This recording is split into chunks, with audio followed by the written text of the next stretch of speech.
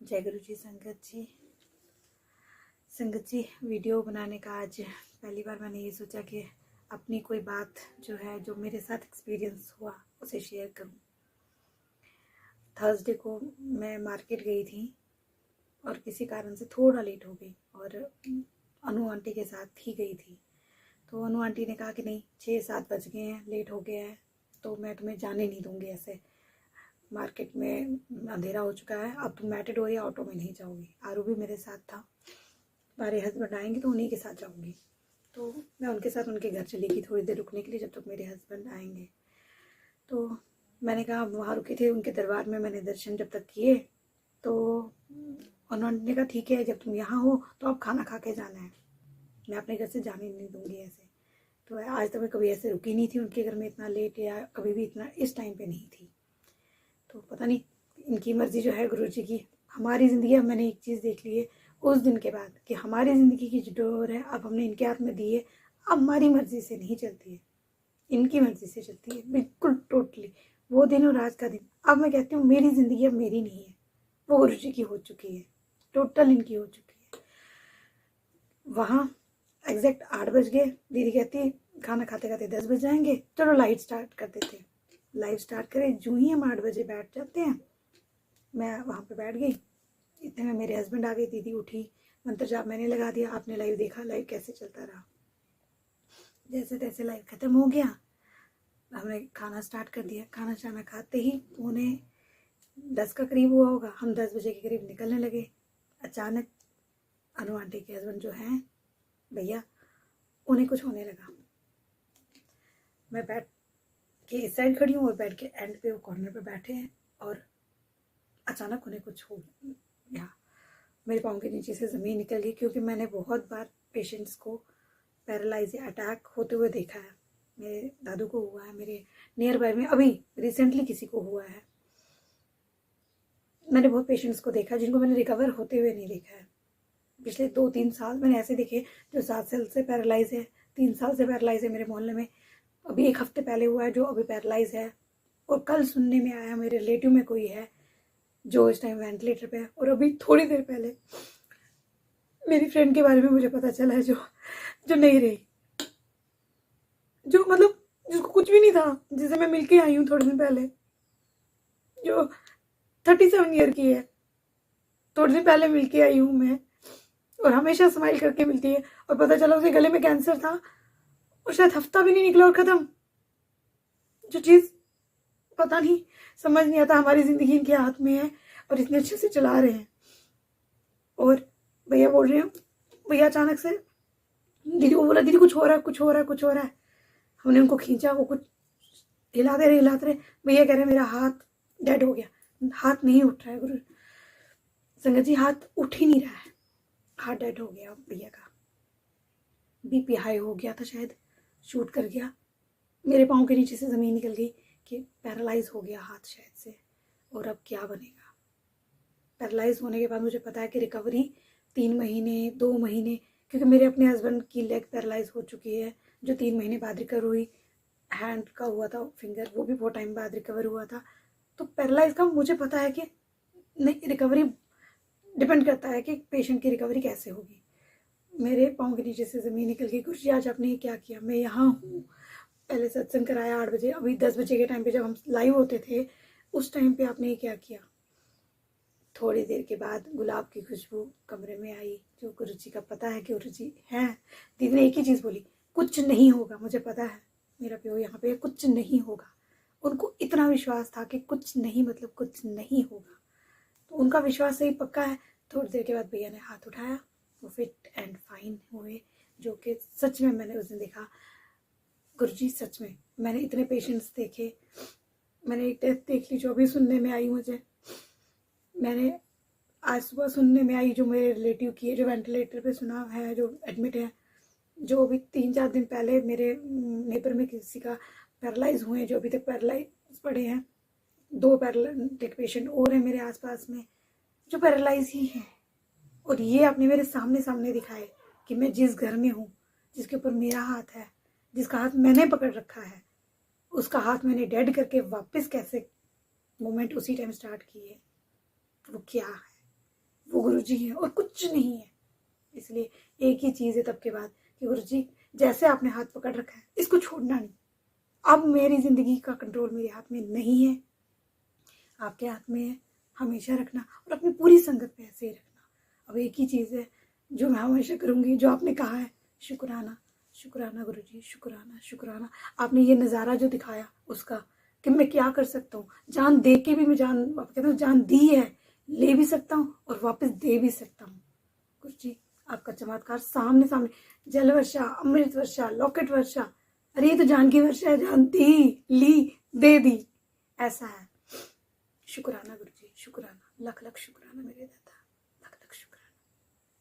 तो संगत जी, ये थी हिमांशी आंटी जिन्होंने आपसे शेयर किया, जो भी आप देखी उन्होंने खुद अपनी आंखों से देखा। और संगत जी, गुरुजी महाराज कहते हैं कि तू किसे दा बुरा ना करी, तेरा बुरा मैं होने नहीं देंदा। और बिल्कुल सत्य कहा है गुरुजी ने। गुरुजी साक्षात पार ब्रह्म परमेश्वर है। मेरा जो गुरुजी के प्रति एक विश्वास है संगत जी, दिन ब दिन बढ़ता जा रहा है, बढ़ता जा रहा है, बढ़ता जा रहा है। और हिमांशी आंटी ने संगत जी आपको सुनाया कि उस दिन हमने 7 बजे लाइव किया, ये वीरवार की बात है। तो 7 बजे हमने 7 नहीं, सॉरी संगत जी, 8 बजे लाइव किया। जबकि हमारा जो लाइव रात को फेसबुक पे ऐशकर में लाइव होता है, लाइव क्लास चलती है, वो 10 बजे चलती है। लेकिन गुरुजी जानी जान है, उनको पता था कि रात के 10 बजे हमारे पे कौन सा कष्ट आने वाला है, जिसको उन्होंने चुटकियों में काट दिया। लेकिन देखिए, रब जाने जाना है, हमें नहीं पता था कि आज हमारा 8 बजे लाइव क्यों हो रहा है। बहाना बना कि मुझे खाना बनाना है और सभी को खाना खिलाना है, खाना खिलाते खिलाते 10 बज जाएंगे तो हम लेट हो जाएंगे। लेकिन गुरुजी को पता था कि कुछ और ही होने वाला है संगत जी। ये दिन मैं आज का दिन नहीं कभी भी भूल सकती संगत जी, क्योंकि दूसरा जन्म, सच्ची में उस दिन दूसरा जन्म हुआ है। और दूसरा जन्म केवल और केवल हमारे घर के सदस्य का ही नहीं, मेरे पति देव का ही नहीं, हम सबका भी हुआ है। क्योंकि जब घर की मजबूत डाल ही नहीं रहे, जब उसको ही कुछ हो जाए संगत जी, तो पूरा परिवार बिखर जाता है। इसीलिए सारे परिवार का जन्म होता है दूसरा जन्म, क्योंकि आजकल परिवारों में हैं ही कितने सदस्य संगत जी। और जब से सच बताऊं संगत जी, जब से मैं गुरुजी महाराज जी से जुड़ी हुई हूँ ना, तो सब छूटता गया है, छूटता गया है। कहीं ना कहीं मैं इतनी अलग हो गई हूँ कि मैं रिश्तेदारियों में मेरे से निकल गई हैं, दूर हो गई हैं। बस मेरे अपने जो रिश्तेदार जो थे, कभी मैं कहूँगी, जिनको आज गुरुजी ने मेरे से दूर कर दिया, और पता नहीं क्यों दूर किया है, क्योंकि शायद उसी में मेरी भलाई होगी। और पूरी ज़िंदगी जब आप एक छोटी सी उम्र में शादी करके एक घर पे आते हो, तो बहुत कुछ होता है लाइफ में। और मेरी मैरिड लाइफ को 25 साल हो गए हैं, और इन 25 सालों में अच्छा भी हुआ है, बुरा भी हुआ है। पर एक वक्त मुझे लगता है संगत जी, सभी की लाइफ में ऐसा आता है कि जब आपसे सब छूट जाता है, जहाँ यूं कह लीजिए कि आप खुद ही एक सेपरेशन बना लेते हैं उन चीज़ों से जो आपको हर्ट करती हैं। और गुरुजी महाराज जी ने मुझे बहुत शक्ति दी, और आज मैं अकेली अपनी फैमिली में रहती हूँ। मैं मेरे अंकल और हमारे 2 बच्चे, और मदर इन लॉ और फादर इन लॉ तो शुरू से ही नहीं थे संगत जी। लेकिन इन शॉर्ट अगर मैं कहूँ कि गुरुजी, हमेशा मैं गुरुजी के थॉट्स पढ़ती हूँ, मैसेज पढ़ती हूँ गुरुजी, जिनमें बार-बार कहते हैं कि जो तेरे काबिल नहीं थे, मैं उनको तुमसे दूर करता जा रहा हूँ। बहुत बार आपने भी ऐसे पढ़े होंगे गुरुजी के मैसेज, तो शायद गुरुजी ने ही उनको दूर कर दिया, जब मेरे दिल में वो जगह ही नहीं रही, जहाँ आगे देख के मुझे फिर भी होता था कि हमारी रिश्तेदारी है तो मैं बात करूँ। लेकिन नहीं संगत जी, आज मैं बहुत कठोर हो गई हूँ। क्यों? क्योंकि मुझे गुरुजी ने सत्य की राह दिखा दी है। मुझे वो कुछ दिखा दिया जिसमें मैंने देख लिया कौन अपना कौन पराया, और इतने कष्ट देखे। इतनी लंबी लाइफ होती है 25 सालों की शादी की, दुख भी देखे, सुख भी देखे।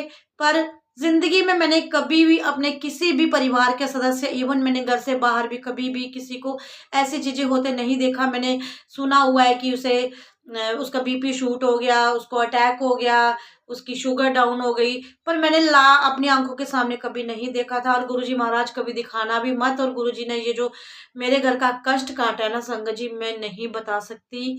अगर मैं आज अभी इस वक्त मैं वो वाला दृश्य याद करूँ तो मेरी रूह कांप जाती है, क्योंकि वो था ही ऐसा। हम सब खाना खा रहे थे, जैसे हिमांशी आंटी ने बताया, और हिमांशी आंटी जाने को जैसे ही तैयार ही हुई है, तो हम सब आपस में बातें कर रहे थे। और मेरे अंकल बैठे बैठे बैठे बैठे यूं उनकी एक साइड से गर्दन और हाथ ऐसे नीचे गिर रहा है, ऐसे। यकीन मानिए संगत जी, जब आप ऐसा दृश्य देखते हैं तो क्या होता है, आप तो पागल हो जाओगे जैसे कोई फिल्म में सीन होता है, ऐसे ऐसे करके उनकी गर्दन गिर रही है और ऐसे ऐसे बाजू गिर रही है। तो हिमांशी उनको देख के घबरा गई, चिल्लाई, और मेरे हस्बैंड ने पैर के ऊपर पैर ऐसे चढ़ाया था ऐसे करके, तो हिमांशी ने जल्दी जल्दी से पैर अलग किया। लेकिन संगत जी उस वक्त आप यकीन नहीं कर सकते कि मुझे क्या हो रहा था संगत जी, कि मैं इतनी ऐसे स्ट्रांग हो गई कि जैसे मुझे पूरा पता था कि ये कुछ भी नहीं होगा, कुछ भी नहीं होने वाला है। और गुरुजी की कृपा से संगत जी ऐसा ही हुआ, गुरुजी ने ऐसे ही मेरा साथ दिया संगत जी। शायद आप मेरी बातों पे यकीन करो या ना करो, लेकिन मैं वही बता रही हूँ जो हमारे साथ बीती है।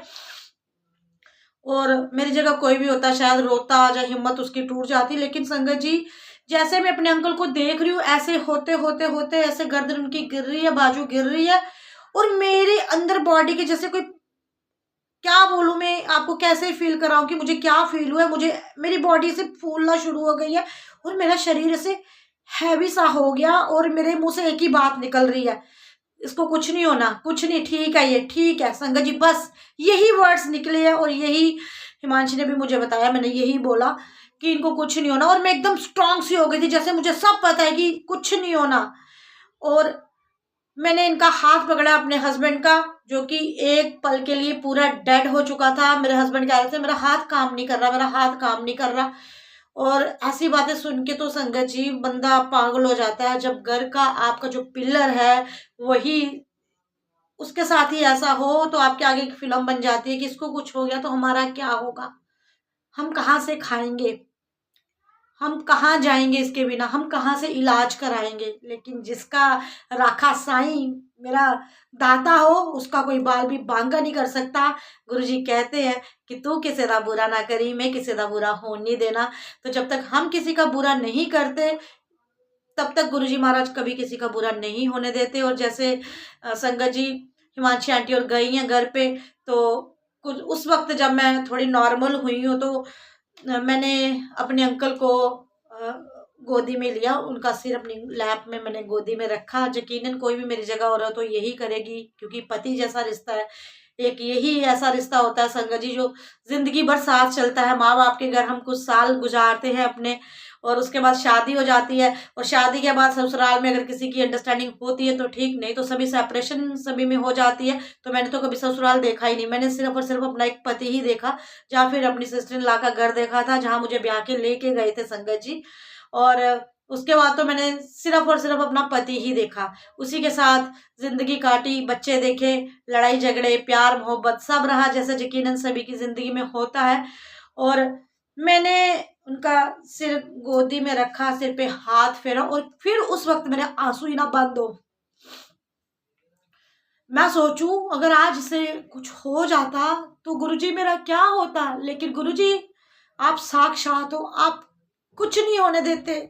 और संगत जी जब तक लिखी हुई है ना आपकी जिंदगी में कि इस बंदे ने जीना है, तो उसे कुछ कष्ट होता है ना, तो गुरुजी चुटकियों में टाल देते हैं। लेकिन अगर आपका लिखा ही है जाना है आपने, आपका वक्त आ गया, तो उसे परमेश्वर भी टाल नहीं सकते। क्योंकि जन्म मृत्यु का ये जो गेड़ा, मैं कहूंगी ये गेड़ा है, एक जन्म है तो मृत्यु भी है, मृत्यु है तो जन्म भी है। लेकिन ये जन्म मृत्यु का गेड़ा ना होके कोई कष्ट आ गया था, अगर ये अपाहिज हो जाते मेरे हस्बैंड, तो हमारा जिंदगी खत्म हो जाती।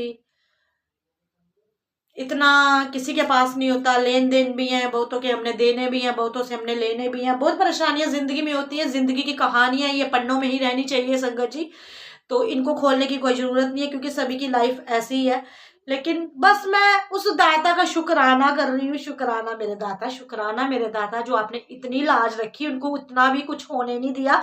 जैसे ही मैंने उनका हाथ पकड़ा संगत जी, बिल्कुल उनका हाथ ठीक हो गया। जब मैंने उनको गोदी में लिटाया तो वो गहरी नींद में सो गए थे संगत जी, और मैं सिर पे हाथ फेर रही थी। और जब इनको थोड़ी देर बाद होश आई है, तो कहते कि बहुत खुशबू चल रही थी, गुरुजी आए थे। कोई आया था इधर? मैंने कहा नहीं। कहते गुरुजी आए थे, बहुत खुशबू चल रही थी। और मेरे को पिछले 3 दिनों से, मैं जब भी रात को सोता हूँ तो अनु मुझे तेरे ऊपर से एक अलग सी फ्रेग्रेंस आती है, जैसे मंदिरों से फ्रेग्रेंस आती है। और साथ में अभी मैं तेरी गोदी में लेटा हुआ था, तो मुझे ऐसा लगा कि मैं स्वर्ग में पहुंच गया हूँ, और स्वर्ग में मैं झूला झूल रहा हूँ। तो संगत जी, इस तरह का ये मेरा सत्संग है और मैं हमेशा दूसरों के सत्संग शेयर करती आई हूँ।